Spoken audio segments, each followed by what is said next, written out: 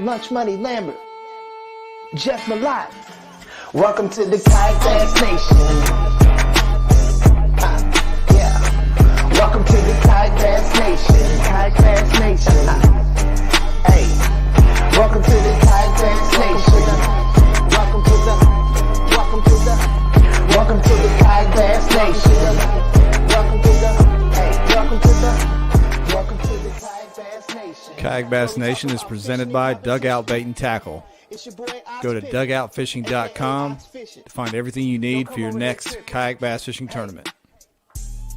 Hope you enjoy the show. Jeff Malott, Lunch Money Lambert, Lego. Also sponsored by Revo Sunglasses. Go to revo.com, use code KBN25 to save 25% off your next order. Revo, best lenses on earth. Also sponsored by Western Sun Vodka. Go to westernsundistillery.com and use the bottle finder to find a bottle near you. Welcome to the Kayak Bass Nation.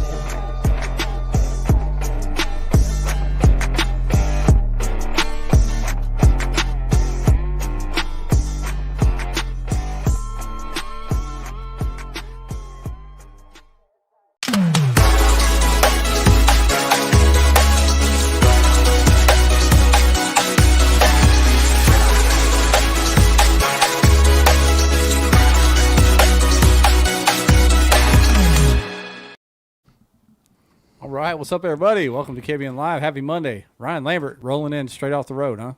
Buddy, it's been a long day. It has been a real long day.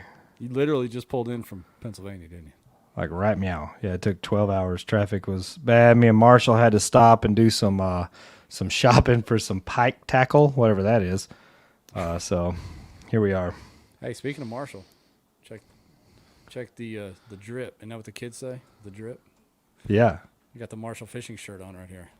So Yeah. He hooked me up with mine up there too. Yeah. Shout out to Jay Marshall. Yeah, man. I'm excited. Are y'all leaving this week for that? For the Hobie Worlds? Saturday. Saturday. Okay.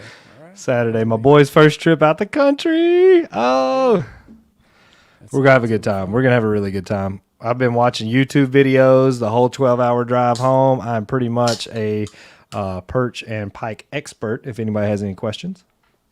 That's good. We're going to be. I can now speak Swedish or something, whatever they speak over there, Has too. that always been on Tourney X? I feel like that hasn't been on Tourney X before. I don't think so. Yeah, I don't think we'll be so. able to actually follow this time on Tourney X. So. And Dwayne is going to be there. If I have any problems, I can yell at him directly instead of making a vague KBN post. So Will he be able to message the embassy in case there's a problem? He is an expert messenger.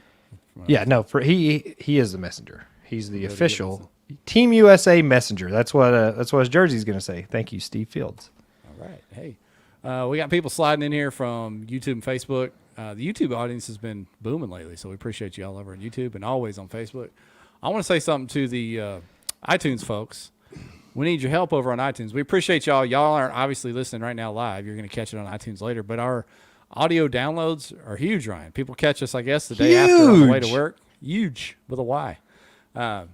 We need your help on iTunes. If you hit a review, even if it's a bad one, even if you hate our guts, if you just put a review on iTunes, it helps us rank up on the actual audio podcast. So go over there if you're listening on a Tuesday, Wednesday, whenever it is. Maybe you're listening on the plane to Sweden. Give us a review, and we appreciate that. Dude, if I could get those anonymous bloggers fired up and get them to comment on all our stuff, would be fire. Yak Driver, maybe he'll go comment. Yeah. But yeah, we got a big show, man. We got the brothers Minor, the Minor brothers. They're officially the major brothers. They ain't the minor brothers no more, boy. They climb the ladder. They're the major brothers now. Yeah, the major brothers. The minors went major, but obviously anyone that paid attention at all this weekend saw what they did over on the Susquehanna River. Some people struggled, but these boys did not. They took care of business, brought home, $15,000 between the two of them. Yeah. So we're excited to talk to Crazy. them. Even Dad did pretty good. Pops was up there making some racket on day one for sure. Yeah. Even Dad did pretty good. So it was a family. It was cool. I mean, for them to figure that out on that fishery, I mean, they're not locals. Like they don't know what the fish do when when something crazy happens. Honestly, what we were in like 2 feet, 3 feet of water last year was like 8 or 10 inches this year. Like, it was a drastic change. I got you. Somebody in the comments says, "Is iTunes still a thing?" Maybe I think it's called Apple Podcast now. Excuse me, Joe Mulqueen. My apologies. He calling you Apple out, Podcast, same difference. I use an Android to my detriment, according to Lambert, but I don't know about all that over there. But yeah, you want tell us about your week up there, man? You were up there for a few days and It's a short enjoying story. the river. Yeah. No, I got up there Wednesday, and I slid out to like the lower section around downtown Harrisburg. I wasn't really feeling it. There wasn't anything I particularly cared for. So I went up to a section of the river that I fished last year. I went out for like 2 hours. First cast, like a 20 and a quarter, then an 18, then 18 and a half. And I just put my stuff back on the trailer, and I was like, we're done here. I've seen enough. Like, ain't no point in beating this stuff up pre-fishing. I was the only person on that river, I think, that had that thought because I watched Facebook for the next couple days, and it's just 90 bag after 90 bag after 90 bag. And we had a lot of vagrants in and out of our house coming over to play beer pong and cornhole and whatnot. And they're like, "Man, I wrecked them today. I caught 40 fish today." And I'm like, this Thursday. Tournament starts Saturday. We're on a river. Like, there's not fish migrating from out deep, pulling up, onto flats and stuff. Like, this is it. Like, that's where they're at, is that section of river. And you saw that on tournament day, like where you could be on a cover water traditional river fishing pattern, which is what I thought I was going to do.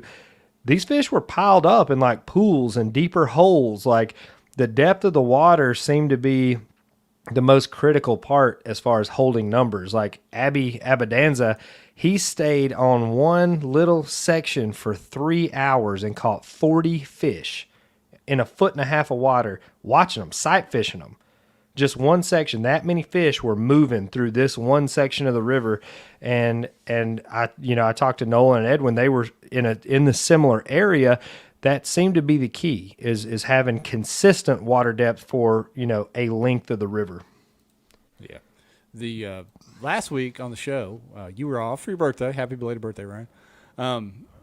We had Josh and Russell on, and they literally warned against people beating their fish to death in practice.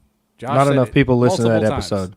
Y'all need to make KBM more popular, share this shit so people are educated and don't go out there and wreck pre-fishing.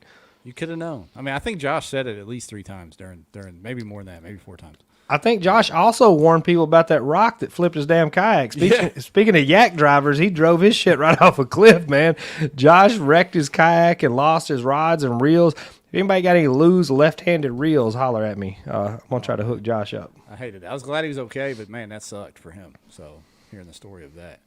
A lot of other people tore up drives and tore up boats. Jake Harshman, and shout out to Jake, defending his home water. That is tough to do, finishing in top 3. He was defending it all right. With a fish fin. He was defending it all right. Stay out them local holes. Don't talk to guides. Is there such a thing as, can you tell people to stay away from locals? Locals only? I don't know, man. I think so. Oh, right. Let me mute the group chat here. These boys don't even know we're live right now, Jeff. Damn it. They don't ever watch. Our closest friends don't watch, right? It's terrible. All these people in the chat, they're really our closest friends, is what I'm saying. That's right. That's right. We appreciate you, everyone. But yeah, we have the minor brothers, the major brothers on here in just a minute. We always like to talk about a few things that went down prior to getting our guests on here. Obviously, we talked about Ryan's week already. What else went down over the weekend? We had a All-American Series event. All-American Series, I don't know what to think of their series this summer. I think Josh is one of the best tournament directors around, runs a solid series, but their numbers are dwindling, and I don't know what's going on there. Is it just a too many options, summer heat, recession? What's going on, you think? I don't know, man. I don't know.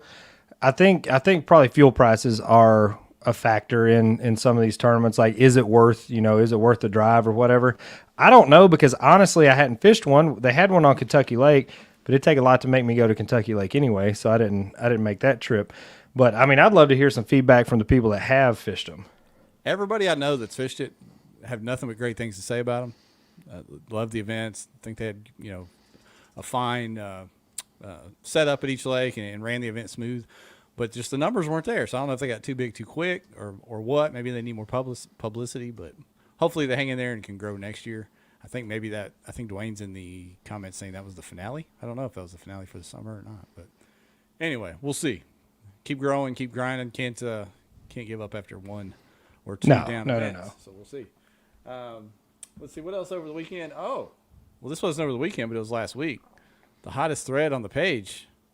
We don't talk a lot of KFL on here. Me and Jordan and I talked KFL last week for a minute because he was the guest host, but some KFL bombs were dropped, man. And I see Jason Campbell in the comments. What you know about that? The old Banditos, man. I guess they, didn't want to go fish Oklahoma. Just said, hey, we'll take the L or whatever, put it on our tab. And they're like, nah, you're banned. You're banned for, what was it, 2 years or something? Yeah, it's the team and the competitor. Like, I don't understand. I have trouble finding the logic in that, why you would ban the competitors for 2 years over a forfeit. I don't get it. Yeah, I'm upside down. It seems upside down. Like, owners typically run leagues, not the other way around. Like, the commish works for the owner. But I talked to Todd Patrick a little bit about it. He kind of explained some of the owner's stance. I still don't agree with it, but I don't have any skin in the game, so I guess my opinion doesn't matter. What was Todd? I mean, what did Todd say? What was his feedback on why they would ban somebody for 2 years over that? Yeah, he didn't agree. Actually, he didn't agree with the players being banned, or I think they're called players. He didn't agree with that, and that may be walked back allegedly. I don't know, but the team being booted out is not going to be walked back, and I don't get that either over one forfeit, especially when it wasn't a written rule. So I'll be curious to see how that plays out. Refunds, because there's money involved. Those guys paid $2,000, I think, to be involved. How do you choose what you enforce is my biggest question, because I know of other team games that have been here in the area where like only 2 have showed up, like the whole team hadn't showed up. So is it okay if like 1 shows up but not 4? Like, where's the line? If the way the format is, which I don't really care for anyway, one person can go catch all the fish, right? Yeah. Like you could have one person on your team that goes and catches all the fish. So what does it matter if all 4 of them show up, if none of them show up? It would be smart to have it written in the rules. Hey, if you don't show up and it's a forfeit, this opposing team, which I think might have been the issue, this opposing team gets X number of points awarded, because that would have hurt their average or their payoff position or however it's set up. Yeah, the first few people that were in some of the comments arguing were talking about this is going to cost the sponsors views and blah, blah, blah, blah. And I'm like, come on now. You guys are full of shit. Are you talking about views? I mean. Well, yeah, that's a that's a tough, no way. Tough platform to stand on. Yeah, there's no way. There's that one KFL. Now, as a cumulative, maybe they have some decent stats. I don't know. But individual games are not pulling that many views. And that's okay. They're starting out. There's nothing wrong with that. They're hustling. They're starting out. But to ban a team that had paid money to join over one game or one match, I wish it was called a match, to be honest, Ryan. Seemed extreme, but I don't know. Jason Campbell's in the comments. I'll be curious to see how it plays out with the owner of that team and the league over there and what they're trying to do. So we'll Ryan Van Tine. Did you read his comment? Taking the seat on the throne. Yeah, he said Robert Brown left that camera on. That is really? Somebody get me that footage. Well, shit, Come on, go now. watch. I want to go watch now. What team or game was that? I like Rob. Is he with Virginia? I can't remember. Don't quote me on that. I think he's in Virginia. Whichever the Pelicans are, Ryan. He's on the Pelicans. The Pelicans. I forgot about that. Good point. Good memory. Yeah. And let's see. Nothing else. Oh, there's one huge thing that. If you're not a friend of mine on Facebook, you won't know this, but I'm going to throw this on the screen. Get it. I'm officially a grandpa. There's my son holding a baby right there on the screen. So proud. Proud grandpa. Proud dad right there. Baby's home with mom and dad. Pooped all over him already, so he's a real dad now. So, yeah, awesome stuff. Officially grandpa. If it makes you feel any better, Jeff, you've been a grandpa to us the whole time. No, but now I'm like a real grandpa. I'm the real stuff. You got papers. Yeah, I've been running with all you young guys all the time. I feel like a grandpa. Actually, I think maybe you keep me feeling a little bit young. I don't know. But only when you're with me. That's right. Only when I'm with you. Shout out to sponsors, and we'll get these boys in here real quick. Of course, let's do it. Show presented by Dugout Bait and Tackle. Got a couple deals to throw on the screen. They're now handling Garmin. So right there, you got the new Garmin Live Scope X LVS 62, $24.99, dugoutfishing.com. And I bet you they rig your boats up nice. They do some masterful rigging jobs if you can drag your boat over there, no matter what kind of boat you got. And then, of course, they've got this deal going the entire month of August, a free Astral PFD and Bending Branches paddle when you buy a Jackson kayak. Doesn't have to be the bundle. That's a good bundle. Doesn't have to be the NAR. It could be any Jackson kayak, it looks like. So that's a good deal. PFDs are important, as Dylan taught us. So that's right. Get your PFDs on. Hey, shout out to Day 2 Dylan, man. He broke after Gunnersville. He's broke through. He did, man. He got his first Hobie check. We were proud of him. We went and they had big steaks. I had some kind of crazy meatloaf and a margarita, but we celebrated. And of course, Western Sun Vodka. You can see Ryan's koozie there. Appreciate Western Sun Vodka, our drink of choice for us. And Revo sunglasses. I saw a bunch of pics from Revo's all over the place. And even young Edwin had a post. He tagged Revo in it, I think. He was doing some sight fishing, and those Revos were key to him. So go to revo.com and use KBN25 and save a few dollars. Oh, yeah. All right. Let's get these young fellers in here. Talk about how to win tournaments since we've... Somebody help us. Bang, bang. What's up, fellas? How y'all doing? Doing pretty good. All right. Good. Y'all don't seem real excited, especially look at the wall behind Edwin there. Come on. Yeah, right. I know. Boy, papered his whole closet there. Looking like Drew Gregory back here. No, that's all ones and twos. Look at.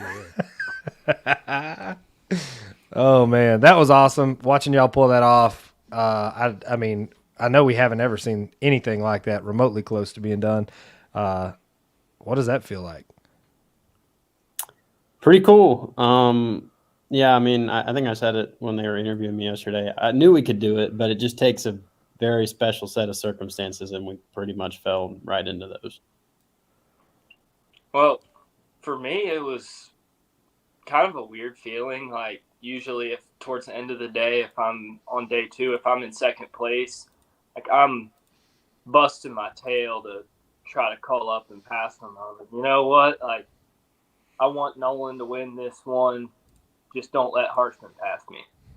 Don't lie to me, Edwin. Well, that is true. You were fishing your butt off, though. I just caught another 20.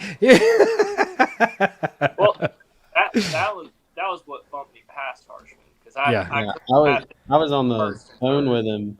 I was on the phone with him when that happened. I was like, hey man, I'm walking up a rapid. I'll just talk to you this whole time while you're fishing. And so he's like, oh, he's under it. All right. He's got it. And, he fights the fish and whatever and lands it. And he's like, it's a 20-incher. And I'm like, awesome. I like walk a little further. I'm like, I hope he doesn't get too many more of those. That would have been good. I was like, man, that's pretty big. Well, we always rib Edwin all the time that he can only perform really well when Big Brother's not in the tournament. Do you think that was a factor? Do you think you were destined to win anyway because it was Edwin trying to pass you? I don't know. I also said this when we were interviewed. I was glad that it worked out well because I was worried that because a lot of fishing is mental, and I was worried that for whatever reason, like hearing me out on the water, like we were talking back and forth in practice, he's like, in the back of his mind, it's like, oh, like, if he's more worried, I don't know. Stuff can mess people up on the water. And I was worried that our communication was doing more harm than good. So it was really nice that this one went super awesome because now we will feel a lot better about our communication in the future. Yeah, do you feel better about it, Edwin? Are you happy with second? Yeah, I'm happy with second. Again, back to back. Yeah, I mean, I think that's harder to do than winning them back to back. Heck yeah, that's a smaller gap. Miners are pretty good at second place too in fishing tournaments. If you've been following along, it's just part of the game. Yeah, what's scary to everyone, Ryan, is these guys are young. I know. I hope they find a new hobby. I hope they take up golf or table tennis or something. Y'all need to get married and have a baby or something. Do something. Not to each other. Whatever it takes. No. 2022 is wild out here. No, I know you have aspirations on the bass boat side of things too. Nolan, you're a little bit older, so you're probably a little closer down that road. But even if you go down that road with the success you've had so far in kayak fishing, you think you'll keep a toe in the water at least over on the kayak side too?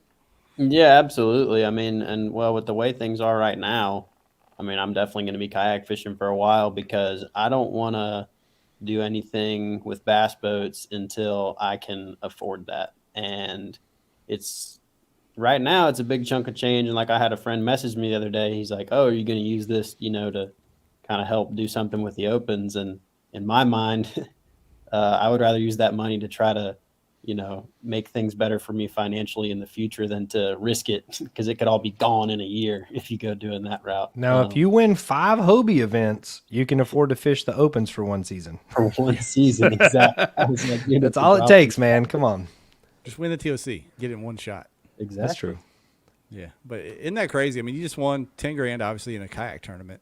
That's half a season of open entry fees. So, yeah, I mean, the ROI in kayak fishing is unreal. Why wouldn't you stay? Yep. I mean, I don't plan on ever quitting kayak fishing unless there's something that prevents me from fishing out of a kayak. I enjoy it more than fishing out of a bass boat, at least in the tournament scene, because of you don't have that issue of people actually like running in on you. I mean, you see someone approaching, you can say, "Oh, I want to hit that before they come over here." There's not going to be someone comes flying around the corner 70 miles an hour and lands on what you're working your way to. You can actually beat them to it. We talked about the mental game a second ago. What is it mentally with you, Edwin? Seriously, how do you view the kayak tournaments differently than the bass boat tournaments? Because, I mean, clearly, if you look at the wall behind you, you kill it on the kayak side. Kill it. What is it that's different out of a boat? It's just, for some reason, I guess it's with kayak fishing, it just forces me to fish small and think small. In a bass boat, you always in the back of my head is, 3 miles that way, there's this other spot that we caught fish off of. If you've got to go 3 miles in a kayak, you're like, well, let me really make sure that this spot doesn't have any fish before I try to go somewhere else. And just keeping it simple. Maybe like the way you're fishing isn't simple, but you're not worried about hitting 6 different parts of the lake in one day or running around like a chicken with your head cut off. Just sit and focus. Well, let's get to the juice of this, the actual tournament. I don't know which one of you posted it. It had to be Edwin because I don't think Nolan's very active on Facebook. Either that or I'm not. I'm looking at the wrong account. He uses like Edwin's profile picture was on Tourney X. It doesn't exist. It's just I got you.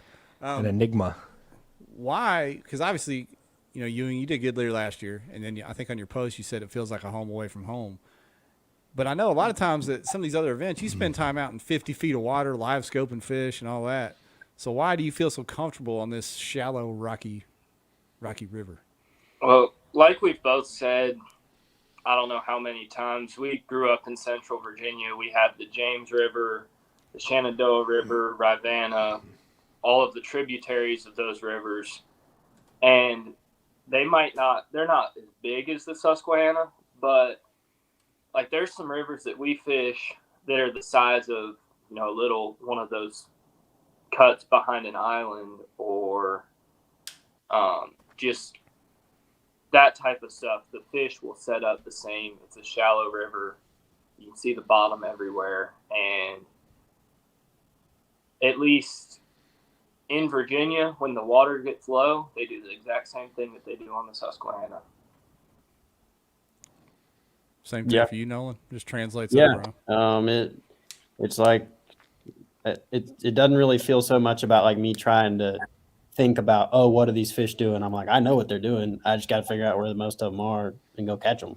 It was really cool to do that because a lot of the times when we're traveling to these tournaments, it's to bodies of water that we're relatively unfamiliar with. And a bass is a bass, but these bass are just like the bass we fished for forever growing up. Had you fished the Susky ever before, Nolan? Mm-mm. No, I haven't. What is it that keyed you in on, and obviously, like, I don't know, I'd say 60 to 70% of the people that cashed a check were kind of in one, general area on the map as far as boundaries go.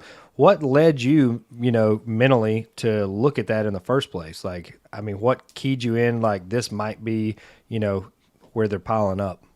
Yeah, so before the tournament even started, I was looking at it on the map.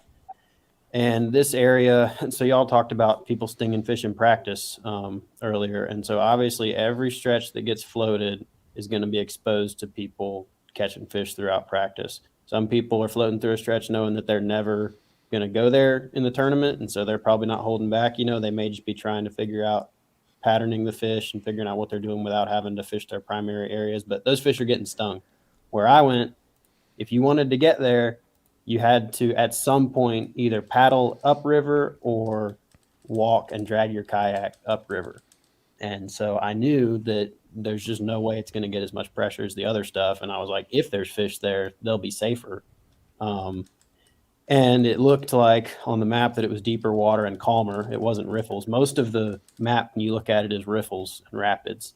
And I know that those fish are easier to catch. I knew the fish in the calm water are harder to catch, but I know how to catch them. And I was like, even if there's guys there, I know they're not going to be catching them the same as me. So I'll be way more confident because, like, if it's a smallmouth that's going to get a jackhammer, that's anybody's smallmouth. But if it's one that is hard to catch, that's not everybody's fish. Smart. And were you guys in different parts of the river? Yes. Yeah. But doing similar stuff. Is that right?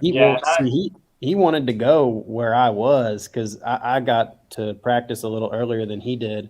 And I found the area on the first day. Like I said, I looked at it on the map and I was like, if there's fish there, I'll be good. And what I saw on that first day, because you can see them, the water's shallow, I was like, I would have to find something insane to make me go anywhere else. And then he was telling me on the last day, because he had checked, he said he checked what he fished last year and he checked some other stuff and it was okay, but nothing special. And he was like, I think I'm going to go here. And he sent me the map, the picture of where he was going to go. And I was like, maybe not go right there. I was like, there's no, a you're lot not, of kid. but I knew that we could probably both have good tournaments if we shared it.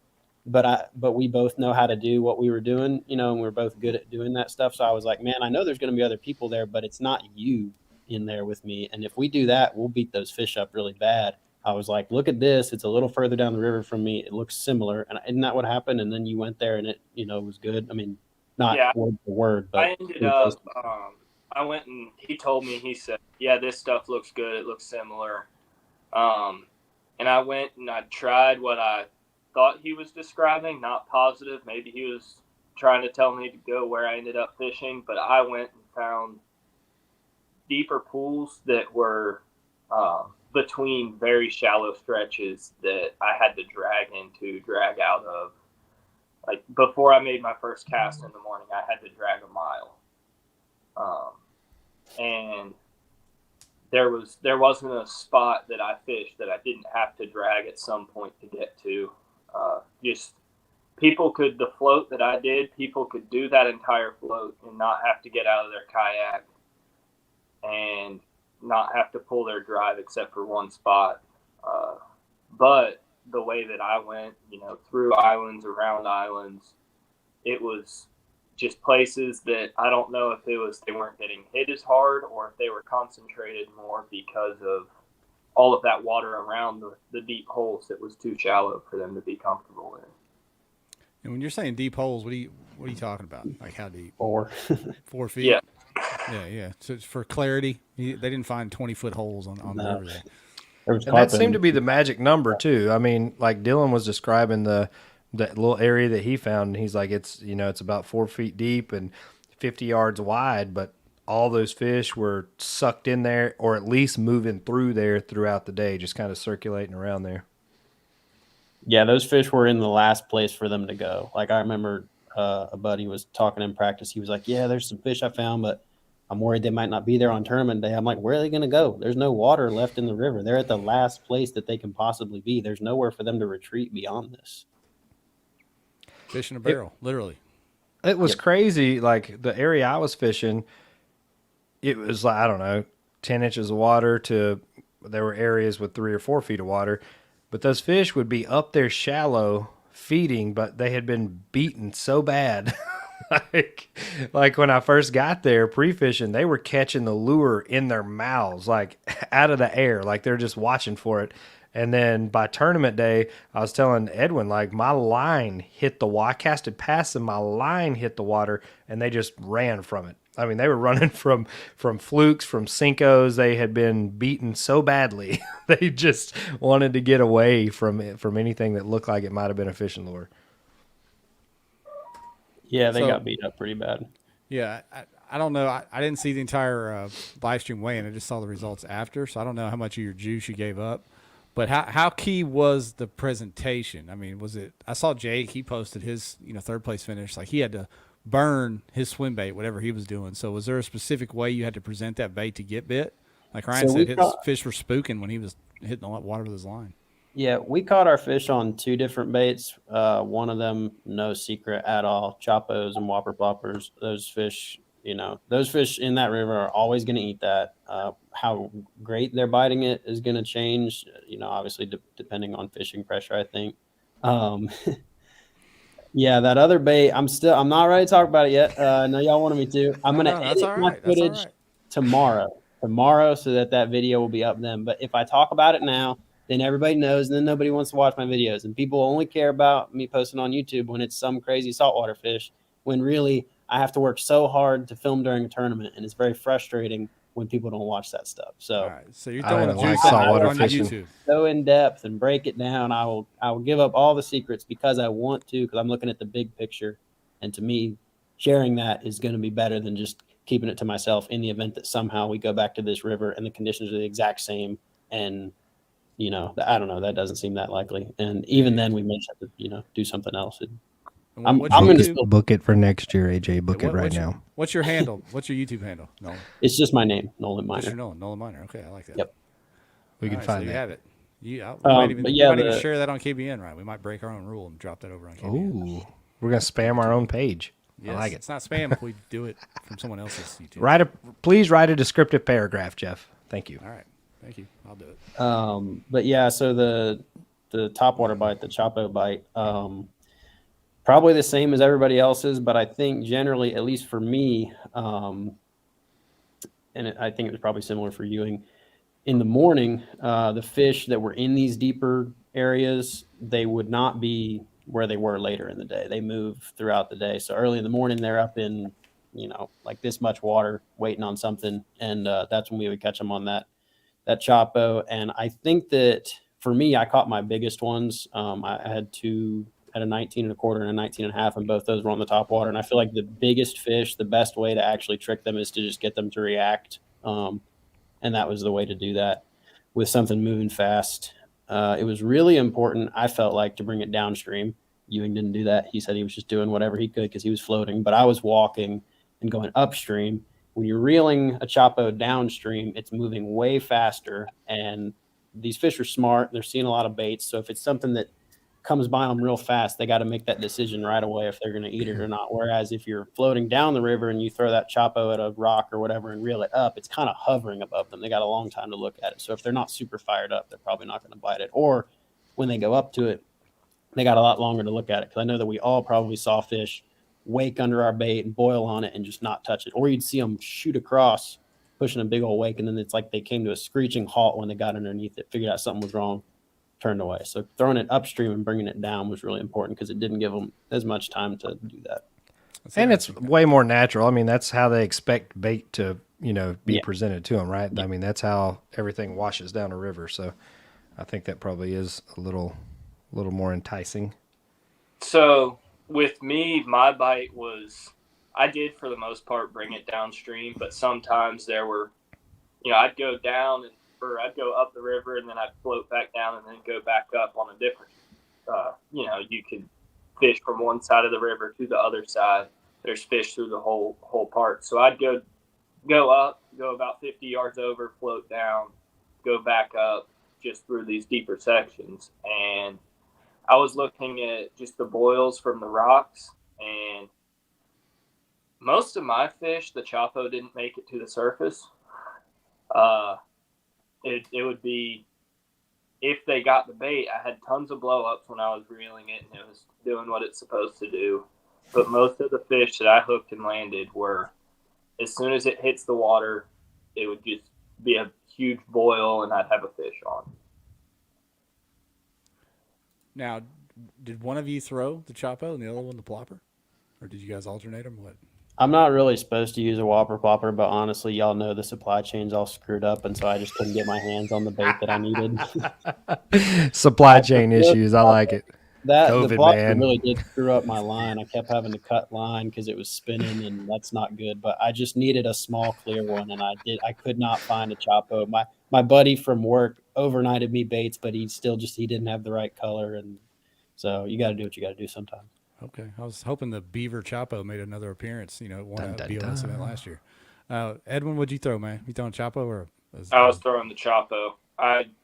Whopper ploppers don't seem to hold up, and they're a whole lot more expensive. The tail, I did have the tail break on a Chapo, and Steven Sisto told me, he said that a lot of people don't throw the Chapo on the river because you hit rocks and break the tails, but I have issues with that wire bending and spinning my line, so I just tend to go with the Chapo mainly because it's like $8.99 compared to like $16.99 or something crazy. Pheasants. Fair point. I like the Chapo too. Myself. It's a good bait. But yeah, no, what he was talking about, that wire bending, that's what happened on that first day because I was catching them big and they were bending the wire, and then the bait starts rolling over. Them biggins. So after that topwater bite died, and I know we're waiting to see the juice tomorrow, Nolan, but did you guys go complete opposite, go finesse, and literally start sight fishing them? Did I see that on your post, Edwin? Yes, once that sun got up, and it had to be almost perfect conditions. The fish, I really didn't notice it until the end of day 2, but if the sun wasn't high, the fish weren't looking for what we were throwing. And they'd go back to positioning on ledges and stuff. But when the sun was high, those fish, they'd be right up under the surface, jet black, and you could see them from a mile away. Yeah, it was definitely a timing thing. Because after my practice, I wasn't honestly even planning on being on much of a topwater bite. I just needed to kill some time first thing in the morning. So I went to somewhere close to what was my primary area that was good topwater water and crushed them on it. But I wasn't really thinking I was going to be catching much until like 10 o'clock in the morning. That was what I was banking on, was the sight fishing. And once it got later in the day and the sun got up, which I had been watching the forecast because if it wasn't supposed to be sunny over the weekend, I wasn't going to be targeting the same type of water and the same fish behavior because I knew that, it just wouldn't be the same. Because in these pools, the fish are spread out, but when it's sunny and you can see them, you can catch them. But if it's cloudy, yeah, they might still bite a topwater, but it's like a needle in a haystack. When you can see a 50-yard square perfectly and spot a fish out there, if there's 2 fish in there, you'll be able to catch them. But if it's cloudy, that's a lot of water to cover. Whereas when you go in the riffles and stuff, when they're,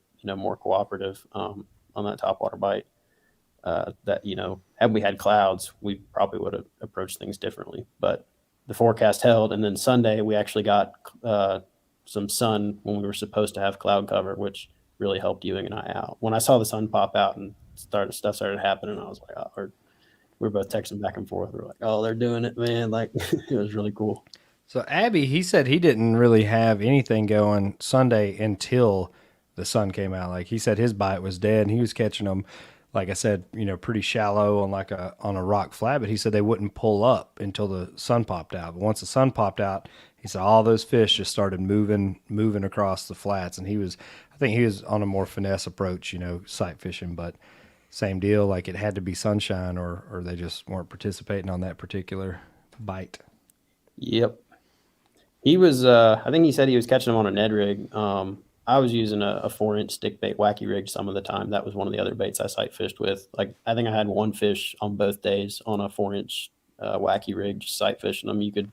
But you had to throw it so far. Like if you saw one cruising, you had to throw it so far away from him that he wouldn't see it land or he wouldn't see it fall. It just needed to be laying on the bottom. And then when he swims near it, you can shake it a little bit. And that was the way that those big ones, how you could trick them, because they've been thrown out a lot because, they're big fish swimming around where they can be seen. So people throw stuff at them. They get educated to that.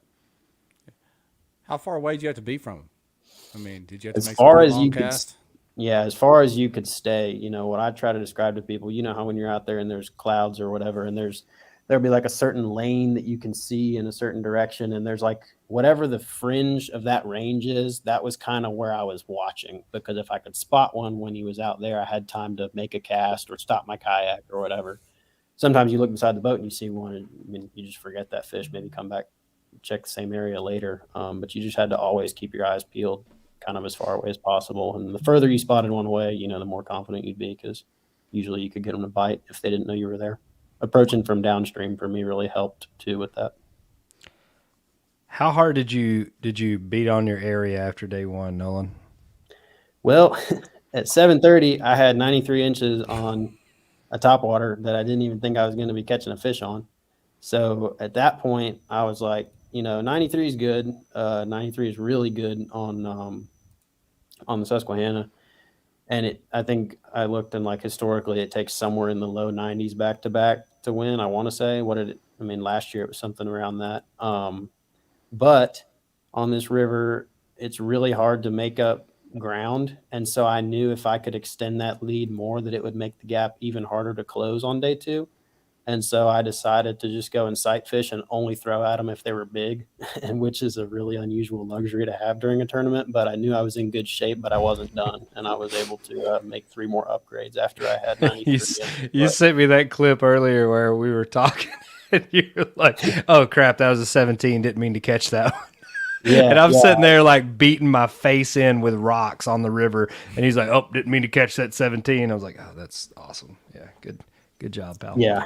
And right after that, I think I was unhooking the 17, and I saw a really big one. I'm like, oh crap! And I popped the hook out of him and like slipped him in the water and threw out there and caught the 19, which was one of the ones that ended up being part of my limit. You know, I'm sitting here looking at these pictures, Ryan, and it made me think about, on some trails that would be a deduction, which is ridiculous.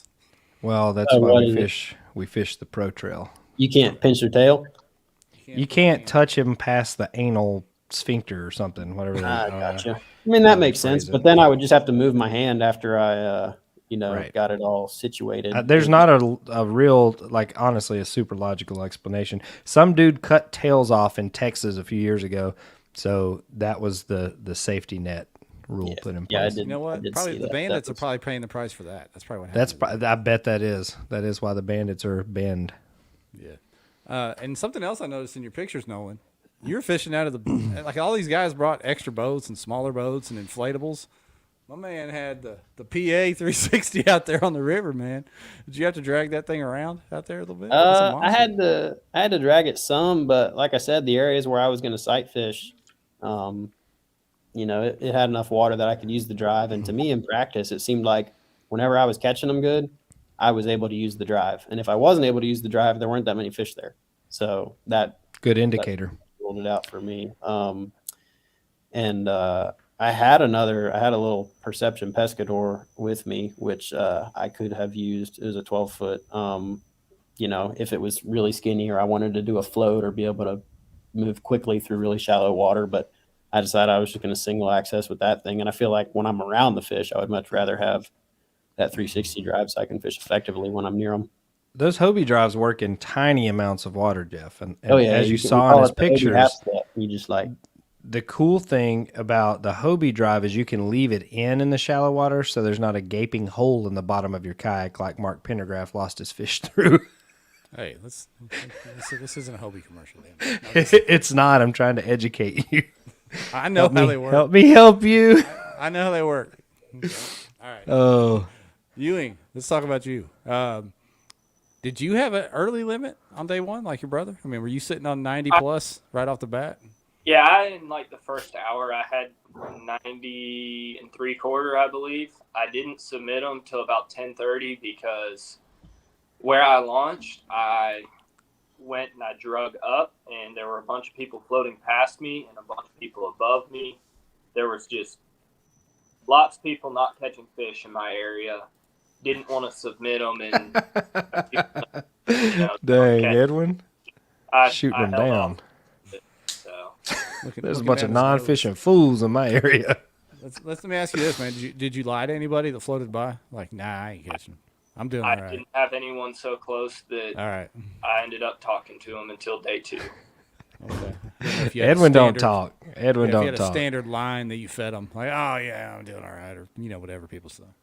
Well, here was my thing. So I don't ever lie to people on the water, because I don't believe in like giving people misinformation. Because like the way you beat somebody in a tournament is out fishing them, not by tricking their brain. That I don't know. That's just the way that I see it. But I won't tell the whole truth. And if you don't ask me how I'm doing, and I don't want you to know how I'm doing, I'm certainly not going to tell you. Like if somebody, I roll by somebody, hey man, what's going on? And he says, hey, what's going on? And like sometimes people would say, oh, I'm having a slow day, and like maybe they would allude to wanting to know. But if they don't say how are you doing, I'm like, all right, man, well, good luck. I'll see you, and keep on going about my business. Because like Ewing said,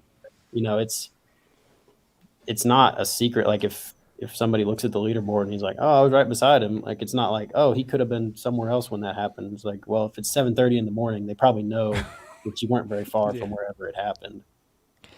So Ewing, I want to touch on your finishes this year so far. You were sitting on top of Angler of the Year, right? Last year going into the TOC. Mm-hmm. Where does this put you in AOY standings for this year? I think it'll put me.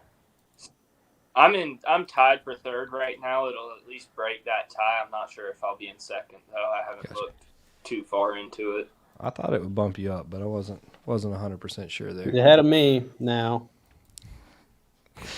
Got me there. Wait a minute, he's ahead of you now, even though you won the tournament. What's your next one below the other two? 13th. Wait. Yeah. Yeah, I think so. I'm not sure. There was some kind of DQ or whatever at Chickamauga, so I don't know how that works. No, yeah. So he's got me now. It's gonna be a hell of a finish. What are y'all gonna? What's your next tournament, Edwin? Are you gonna fish Wolf and Fox or Dardanelle, or are you done? I don't know as of now. I don't think either one of them are full, so I'm just gonna wait, see how things end up. I don't really want to fish Dardanelle. Right. I've had bad experience there in the fall before. They just like the TVA, they don't know how to pull water during the day. And if they're pulling water on that lake, it's incredible. During the week, we were, we couldn't do anything wrong. During the tournament, the water was stagnant. Nothing was happening. Just drum and like 10-inch spotted bass. That's Dardanelle. I felt bad when they were asking me about that yesterday at the awards. Like I've fished a lot of college tournaments. I fished some open, so I've been interviewed in a tournament situation before. And the best way to do a good interview is just to be comfortable. So I just kind of saying whatever's on my mind, and they're like, "You gonna fish anymore?" And I kind of like realized that I started to talk about how the next 2 events are going to be tough, and I was like, "How do I back out of this?" Like in my mind as I'm speaking the words, like, "Yeah, I don't really want to go to the next 2 because they're going to be tough," but it's not a secret. The fishermen know that Dardanelle in September is not going to be, rainbows and sunshine. Yeah, it's probably going to be suck. Low, hot, muddy, and no current. So it's going to be. Yeah, but that's tournament fishing. It's a level playing field. But now that I've got the finishes that I have, and I've had some fun, made some money, I'm in good shape with it, and I'll wait for the TOC for me as far as I'm gonna watch your YouTube video tomorrow and take whatever bait you were throwing to Dardanelle and see if it works. Black fluke. It's like scotch on Pickwick. Black fluke. God, we got in so much trouble over that one. I know.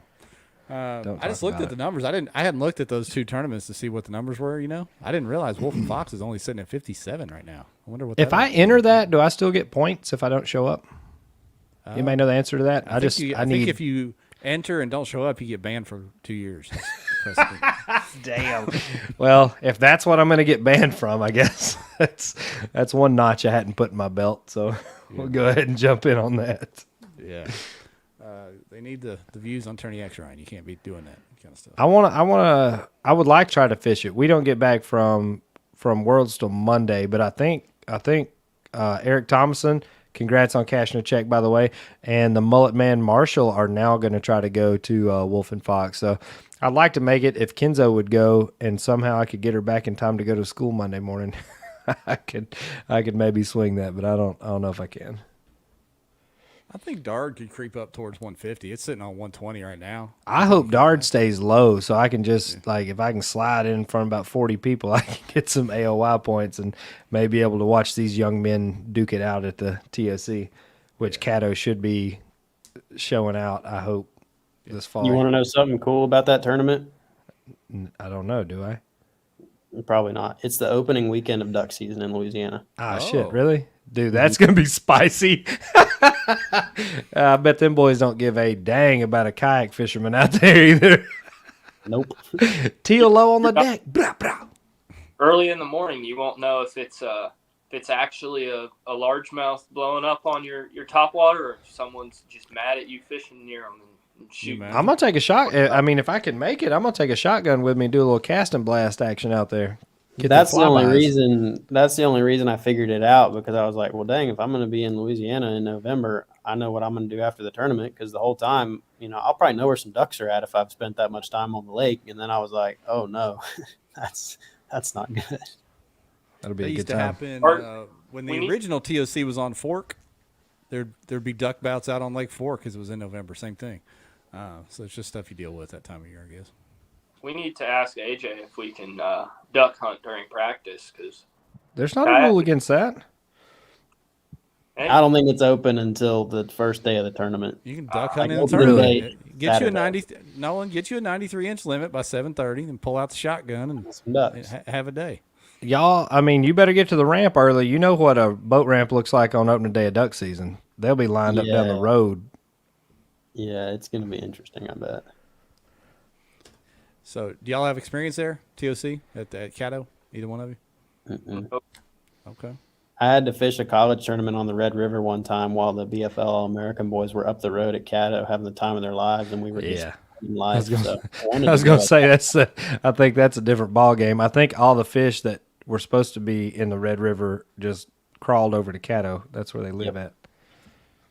Yeah, it's gonna be exciting. And as we've seen, no matter who's at the top of the AOY, it comes down to TOC. It gets turned on its head every year so far. Edwin, do you feel like you've saved your mojo? Are you going to put Big Brother in his place at the TOC? I want to hear it now. I sure hope so, but we won't we get down. I hope so too. You've worked hard on it. Jake asked a question. Can we fish the 32 other lakes in the area at the TOC? No, this is an actual one lake event. This is a fishing tournament. It's a fishing tournament, man. This ain't a jackpot. And Mick Wood made a good point. There's a fish on every tree in Caddo. I've heard that it fishes a little different in the fall. That the fish, they move around a little bit. They're not quite as friendly as those springtime fish that you just throw a Cinco at them on every cypress tree and it swims off. But I think there might be a little bit more work involved in this one. But it's full of huge fish. I've never seen, when we were down there for the national championship, I have never seen a place put out that many fish over 6 pounds in a tournament. It was insane how many just monster fish were getting caught. Yeah, they'll still be big and caught. Jake says it'll take more than 93 every day to win in November. I don't know how it fishes in November, so I don't know what's going on down there. If grass is dying or what's happening, so we'll see. Well, that should be a tournament that kayakers are on that lake actually have an advantage over the bass boats. All those tight places, especially in the fall, fish will push back shallow. Should be a really fun one to just it's probably the 360 and go mess around in the woods. Yep, you can get way back in there too. I mean, you can get hundreds of yards back past the tree line on Caddo. That's the kind of cool thing about it. Yeah, it's going to be fun to watch. The 3-day event thing that they went to last year was cool, and that's going to be good again this year. Having to manage your fish over 3 days in the fall. It's going to be fun to watch. Anybody's game, too, so we'll see. Huge fan of multi-day tournaments. I do not like fishing one day. That's not cool. I mean, you don't have to factor in the fish management part. It takes a lot of the strategy out, in my opinion. Like, you can just, burn through them on a 1 day. Day 2, you gotta know what you're up to. Yep, a lot easier to get lucky on one day. You're not going to do it twice, typically. Dylan, he's a fan of one-day tournaments. Not anymore, Dylan. You grown up now, boy. Yeah, you needed it to be a 2-day this time. That's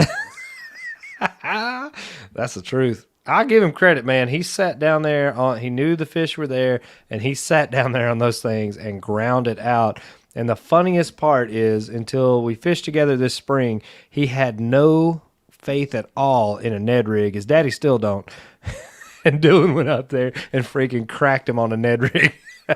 Cracked him on a Ned rig yesterday, and I texted Dad a picture when he was getting his check, and he's like, finally figured out day 2. I said, yeah. I taught him that Ned rig how to cash some checks. He said, I even caught a fish on a Ned rig the other week, so we may see Papa Lowry jumping out here throwing Ned rigs with us for too long. Yeah, if you don't throw that thing, you're just making a mistake. I know. I mean, it catches fish. It's fish bait. It's like throwing it, saying, oh, I'd never throw a Cinco. They eat it. Why wouldn't you? Yeah, there's a lot of money being made on those.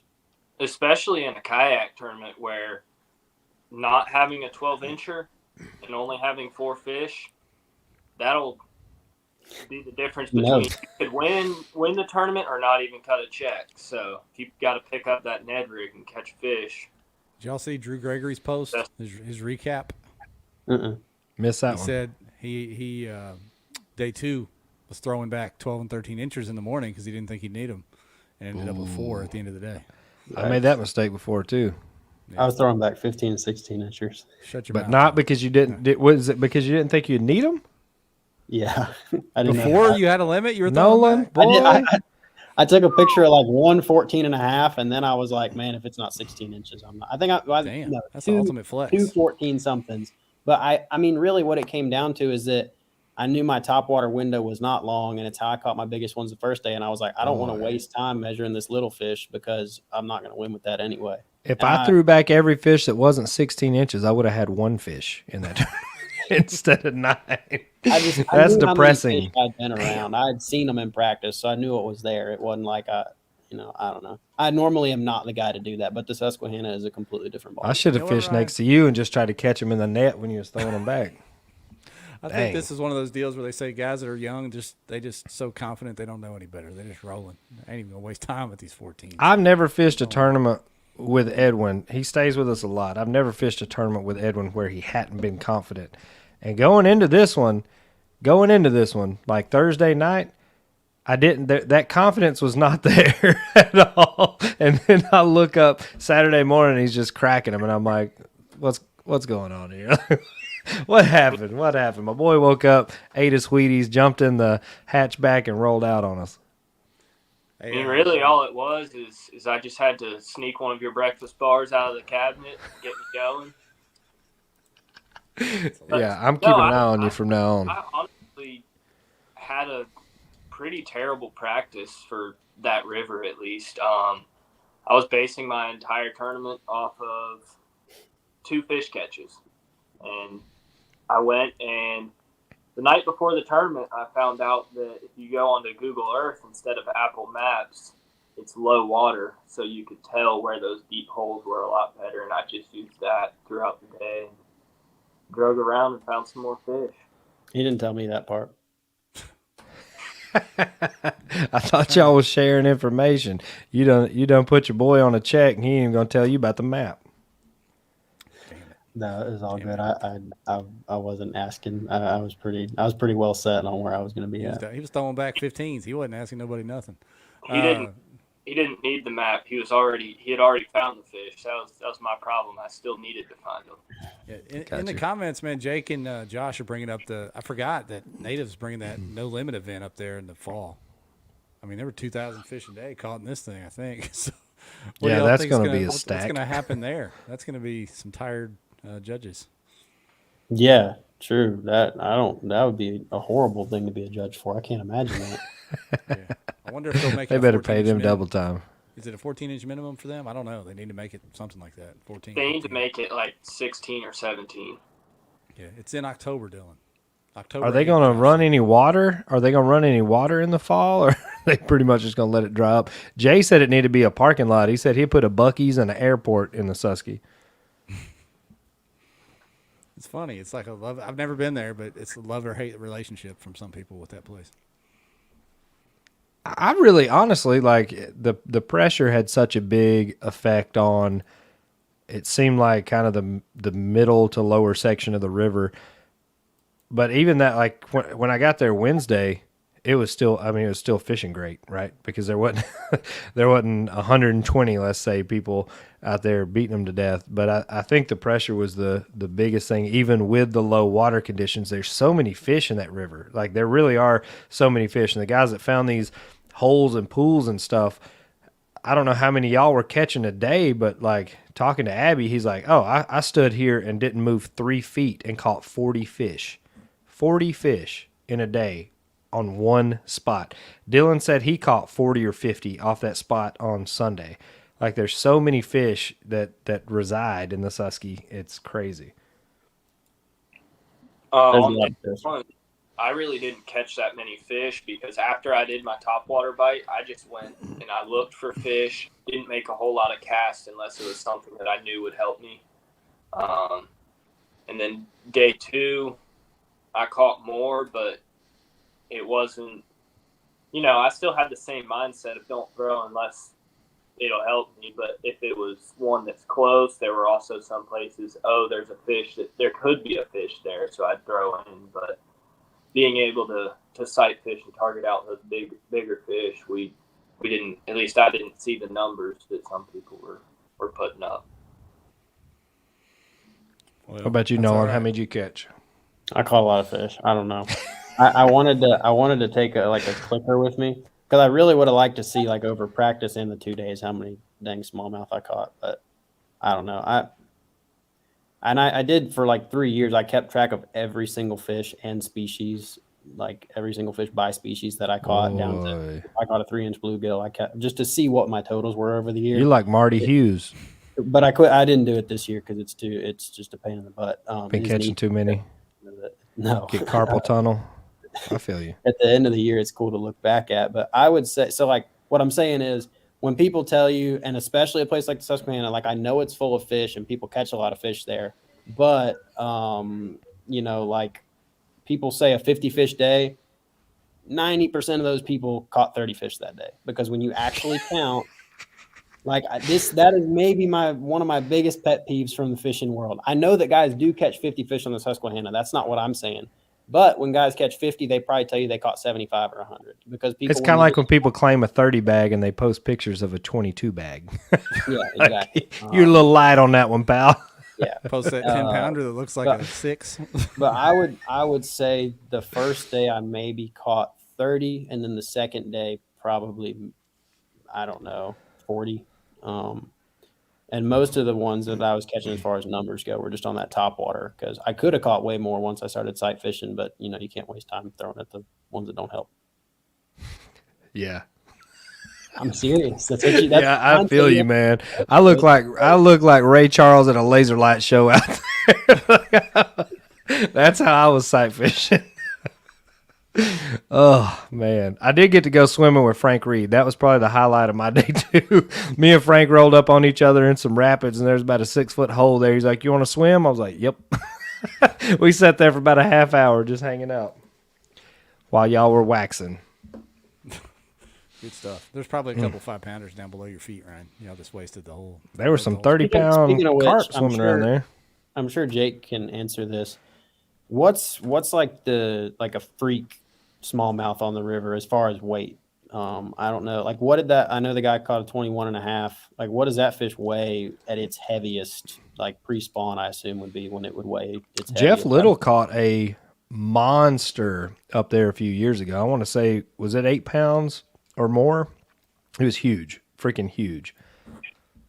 Monster. So according to 30X, Nolan, your bag on day 1 was 19.8 pounds. Yeah, I figured it was at least over 18.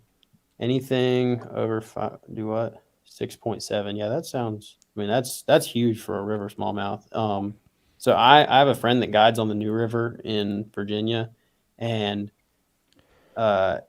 catching a 20+ inch fish is, I guess, it's not easy, but it's easier on the New. But the number of between 18 and 20 on the Susquehanna compared to the new. It's just like unbelievable how many fish there are. But it seems like the 21s and 22s are harder to come by on the Susquehanna. So that's why I was curious about it. You know, I've Those heard, fish are shaped different. Like if you look, Oh, I yeah. mean, they've got like a big. Most of them have a real big humpback. Like they're super wide, compact fish. this is an argument that's been had a few times, but you guys have caught smallmouth in a lot of places. I know Ryan has pet smallmouth down his way. Hardest fighting, meanest smallmouth up on the Great Lakes, Susquehanna River, down south. Where's the hardest fighting fish you've come across that are smallies? Susky for me, for sure. Seriously. Either it's between Susky and Winnipesaukee. There was something about those bass up there. They would, I mean, it'd take you a 16-inch fish would take you a couple minutes to get an 8-pound line. I mean, the Tennessee River fish fight really hard, and they're good at pulling hooks and whatnot. But the Susky, like when you hook one, especially if they can get to the current, you don't know how big it is until it breaks the surface. Like it could be 14 inches, it could be 19 inches. They fight so hard. They're hateful. They'll sit and just chew. They will chew on your thumb while you're trying to get them on the board. Like they're mean fish for real.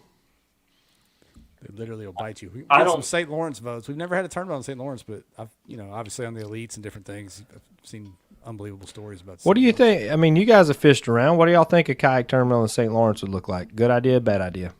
Good It'd be idea. the weirdest float type Yeah. deal ever. You'd have to do a float in your best spot. You might only get to hit it once each day, unless you go and float multiple times, because without a motor, you wouldn't get back up to it. Really? That much it's- current? Rolls. Massive He river, rolls. fishing 60 foot of water with 3-mile-an-hour currents. Wow. Yeah, when you're fishing there, you'll drift through an area and you use your trolling motor to steer as you drift through. But when you want to fish it again, you get on your big motor because you're not able to troll back against it a Really? lot. Yeah. That's And there's crazy. places that you can't even hold on a trolling motor to fish, like a 112 thrust, 36 volt trolling motor. High as it'll go, you will go backwards in places. Really? Yeah, it's crazy. Never mind. We don't need to have a kayak. They're not ready. They're not ready, Jeff. It would be Alrighty. so much fun, because I'm pretty sure there's not a place on that river that's less than 60 foot deep, like this time of year, that you can't just drift a drop shot down through there and catch a ton of smallmouth. Wow. So There's I've got some another fans, another tournament-based question here that I had a conversation earlier, and I want to get y'all's opinions on it. Pay structure. Obviously, you both just cashed big checks here at this tournament. Do y'all like the top 10% style, or do you like the bass like top 30 places or whatever? What do you prefer as far as fishing events? Edwin, I'll let you go first. I love the way that Hobie does it, because if you're in that top 10%, you might not get all of your money back from entry, lodging, gas, and all that, but you're very close to breaking even if you're cutting the last check. Mm-hmm. But they're not paying out too many spots to where the top 3 aren't getting a lot of money. You're getting a very respectable amount of money for the amount that you put in with entry and everything. Yeah. Yeah. What about you? The whole get your entry fee back is the dumbest thing in the world. I've never done that and been like, oh, cool. It just makes me more mad than anything. Honestly, it's Yeah. okay. Now I'm dead zero. What is that? I don't know. I'll agree. I didn't want to wait the question beforehand, but yes, I completely agree. If you're going to cash a check, cash a good check. If you're just there trying to win your entry fee back, then you probably shouldn't enter the tournament in the first place. Yeah, Yep. I'm of the opinion that as entry fees go up, because ours are so low right now relative to the sport of tournament bass fishing. I mean, kayak entry awesome. fees are so low. If we get up in the $500, $800, $1,000 entry fees, maybe we can pay down further to give more of a shot of people. Like I said, you don't want to win your entry fee back, but if you pay down 15% of the field for folks laying out $1,000 or $800 or whatever, it gives more of a shot of being feasible to follow a trail at that point. But you don't want to thin it out so much, like you said, where you're winning back barely your entry fee. What's the point of that down at the last 5 or 10 spots? So Bob, what So, happens when we go out there and the wind blows 10 miles an hour? That's what I want to know. I don't know if y'all see that comment. You just like those Oh, lakes. oh, you talking about our boy Bob, the Coon King. Yeah, I would love to go fish someplace cool like that, but Hobie does have to keep in mind we need to be still able to go out and fish. You know, that's a whole other question, Ryan, is some of these events that don't pull attendance, you know, that haven't pulled attendance, certain regions, events, whatever. What do we do there? Are Hobie, Bass, whoever, are they going to just say, look, Don't cut go bait? back. Yeah, cut bait and stay in the South and Well, I mean, not worry about it? look, how many of those tournaments have we, for no personal gain of our own, pled with people to show up? Like, you say you want these tournaments brought to your area, and then you don't show up, you don't get a tournament anymore. Like, that's how that works. Like, It's like the WNBA, right? it 100%. it is like the WNBA. If nobody's watching, nobody cares.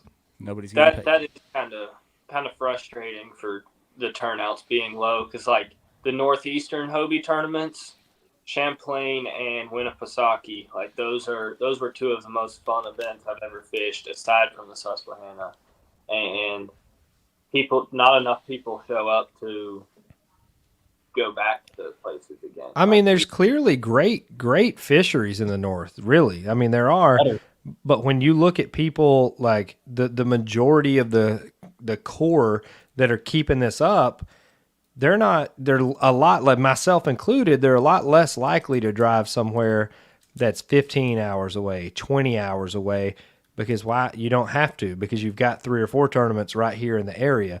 So on those, it's up to those local guys to come out and show up and make Hobie or Bass or whoever it is see that it's worth the investment of coming back.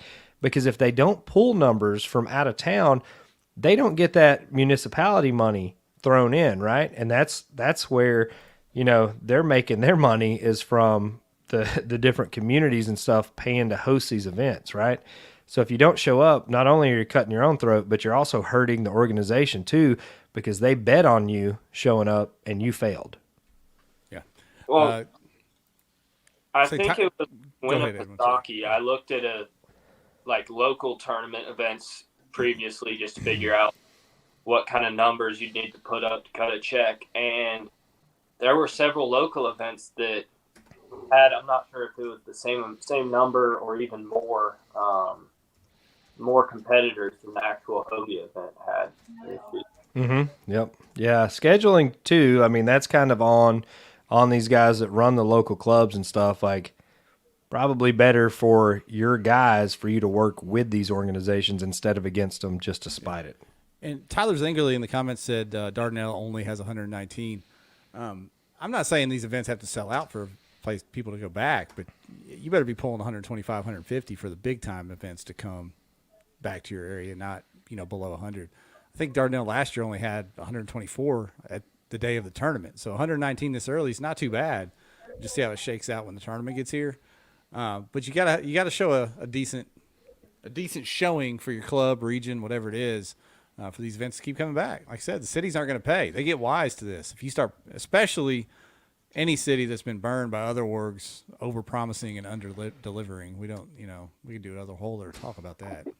We could, and that is a big issue. Like, I want tournament directors, especially as you kind of grow and host these bigger events, don't just blow smoke up these guys' asses. Don't be, pulling like, oh, well, they're all going to bring 4 family members and 3 cars down here. Like, keep it feasible, because if you don't deliver on that, then the next guy that comes asking to host a tournament there is burnt already, because they don't believe anything a kayak angler says to them. So keep that in mind. Yeah, I got into that combo with a couple of the KFL boys that were throwing the 1 million views across some comment, and I wasn't even making fun of them. I'm like, that's just bad information. Don't do that, because it hurts. Whether I participate in your club, whether it's KBF, KFL, Bass, whatever, I'm in kayak fishing. So if you're doing stuff that hurts kayak fishing by throwing false numbers around, I'm going to say no. Don't. We talked about that with a big sponsor, and it wasn't KFL, but it was someone's a podcast. It was a podcast, and he's like, "Oh, I've got 10,000 views, live views or whatever." Well, guess what? You click on the podcast, you click on the YouTube, and you can see there's 6 people watching. Like you can't overhype stuff that far, or you've you've dug yourself a hole. So let's try to keep it realistic here. Yeah. So we're getting all serious on you, Minor brother. Sorry. Daddy's in the comments. Daddy's making a case for that AOY again. I want AJ to contract Father Minor to design the AOY point system. That's what I want. Do you see that profile picture there of Todd? Hey, That's if him on the if you bank ever of meet Susky. Todd, he's Yeah. laid back with his mind on his money, son. He ain't worried about nothing. Yeah, I think that's a picture of him on the banks of the Susky watching his boys come down and cash the first and second place check at the end of the day there. He was actually throwing a wacky rig while sitting in that chair. Okay. He showed me the picture of his fish finder. And it looked like something I would do. It was just lines on top of lines on top of lines, just going back and forth on this one area with a freaking wacky rig. Yeah, that's awesome. Yep. I like it. I appreciate the stubbornness. Yeah. Well, Ryan, let's get these boys out of here, man. Another beat. I know you're beat. You just pulled in from Pennsylvania, but I get to drive to unbelievable Memphis here in a performance, couple hours, so Yeah. don't worry. Yeah, unbelievable performance, guys. We're so happy for both of you. You guys keep doing big things. You're the future of the sport, literally. You young Yeah, we need more fellas. young people doing this. I think I that'd agree. be something I would love to see. And for some reason, if there's not a big, flashy boat that goes really fast involved, people seem to forget about bass fishing, which I don't think. I think there's more guys out there that like to do it just because it's fishing. So And How do we make it cooler? How do we make it more appealing? In closing.